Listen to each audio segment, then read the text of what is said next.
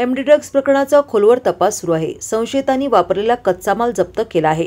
हा कच्चा माल मोठ्या प्रमाणात कुठून आणला याची चौकशी सुरू आहे। ऑनलाईन साहित्य मागवल्याचेही स्पष्ट झाले आहे। याचा तपास सुरू असून आणखी काही नावे निष्पन्न होण्याची शक्यता असल्याचे पोलीस अधीक्षक संदीप घुगे यांनी सांगितले।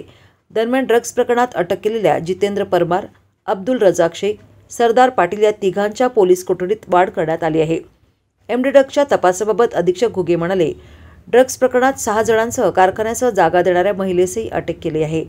त्या प्रकरणात सहभागी असलेल्या कोणत्याही आरोपीला वाचवण्याचा प्रयत्न केला जाणार नाही।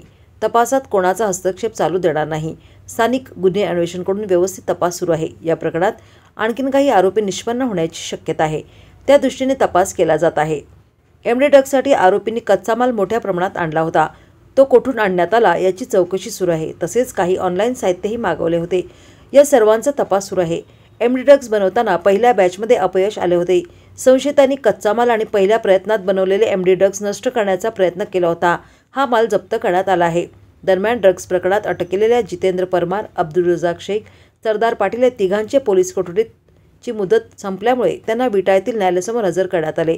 तेव्हा त्यांची कसून चौकशी करण्यासाठी पोलीस कोठडी वाढवून मागितली। त्यानुसार न्यायाधीशांनी तिघांना 5 दिवसांची पोलीस कोठडी वाढवली। स्थानिक गुन्हे अन्वेषणचे पोलीस निरीक्षक सतीश शिंदे तपास करीत आहेत। 5 किलो माल जप्त करण्यात आला आहे।